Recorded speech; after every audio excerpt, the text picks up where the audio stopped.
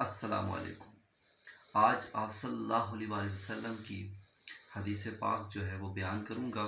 ذکر کے فضائل کے لحاظ سے حدیث پاک کا مفہوم ہے کہ جنت میں ایک نور کا ستون ہے۔ جب کوئی شخص لا الہ الا اللہ کہتا ہے وہ نور کا ستون ہلنے لگتا ہے، تو اللہ تعالیٰ نور کے ستون سے مخاطب ہو کے کہتے ہیں کہ کیوں ہل رہا ہے، تو وہ باکثرت ہلتا رہتا ہے۔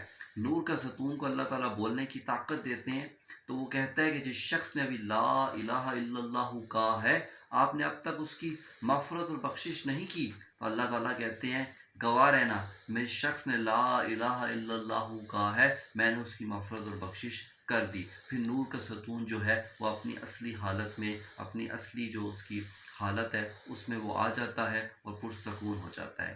اللہ تعالیٰ ہمیں زیادہ سے زیادہ اللہ تعالیٰ کا جو ذکر ہے اس کو سمجھنے کی اور اس کو کرنے کی توفیق عطا فرمائے۔ وآخر دعوانا الحمدللہ رب العالمین۔ پاک کا مفہوم ہے کہ جنت میں ایک نور کا ستون ہے۔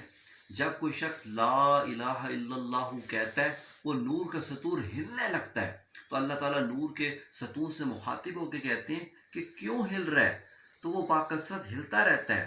نور کا ستون کو اللہ تعالیٰ بولنے کی طاقت دیتے ہیں، تو وہ کہتا ہے کہ جس شخص نے ابھی لا الہ الا اللہ کہا ہے، آپ نے اب تک اس کی مغفرت اور بخشش نہیں کی، تو اللہ تعالیٰ کہتے ہیں گواہ رہنا، میں شخص نے لا الہ الا اللہ کہا ہے، میں نے اس کی مغفرت اور بخشش کر دی۔ پھر نور کا ستون جو ہے وہ اپنی اصلی حالت میں، اپنی اصلی جو اس کی حالت ہے اس میں وہ آ جاتا ہے اور پرسکون ہو جاتا ہے۔ اللہ تعالیٰ ہمیں زیادہ سے زیادہ اللہ تعالیٰ کا جو ذکر ہے اس کو سمجھنے کی اور اس کو کرنے کی توفیق عطا فرمائے۔ وآخر دعوانا الحمدللہ رب العالمین۔ السلام علیکم۔ اللہ والے نے بڑی خوبصورت بات کی، کہا کہ انسان کی زندگی میں دو ہی راستے ہوتے ہیں اس کے پاس، ایک پتھر اور ایک پانی۔ انسان کو چاہیے کہ وہ ہمیشہ پتھر کے راستے کو نہ چنے اور ہمیشہ پانی کے راستے کو چنے۔ تو ایک شخص نے پوچھا کہ آپ ایسا کیوں کہہ رہے ہیں کہ پانی کے راستے کو چنیں اور پتھر کے راستے کو نہ چنیں؟ تو اللہ والے نے بڑی خوبصورت بات کی، کہا کہ ہمیشہ پتھر والے راستے سے اس لیے بچو کہ پتھر جو ہے وہ راستہ روک لیتا ہے ہر ایک کا، اور پانی کا راستہ اس لیے اختیار کرو، پانی جو ہے وہ اپنا راستہ خود بناتا ہے اور آرام سے نکل جاتا ہے۔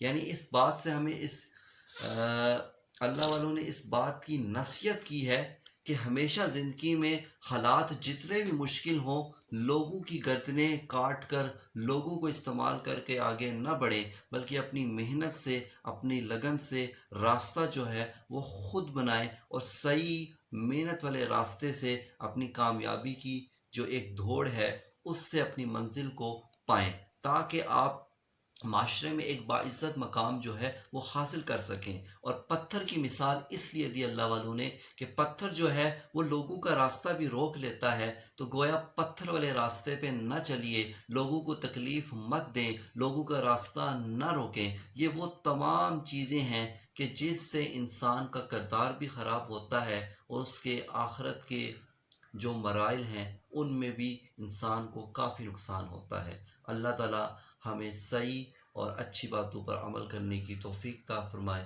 وآخر دعوانا الحمدللہ رب العالمین۔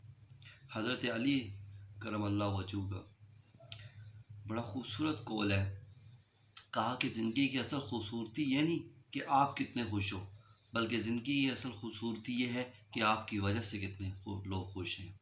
اللہ تعالیٰ عمل کی توفیق عطا فرمائے اور ہمیں اپنوں میں، غیروں میں، بلکہ تمام انسانیت میں خوشیاں بکھیرنے کی توفیق عطا فرمائے۔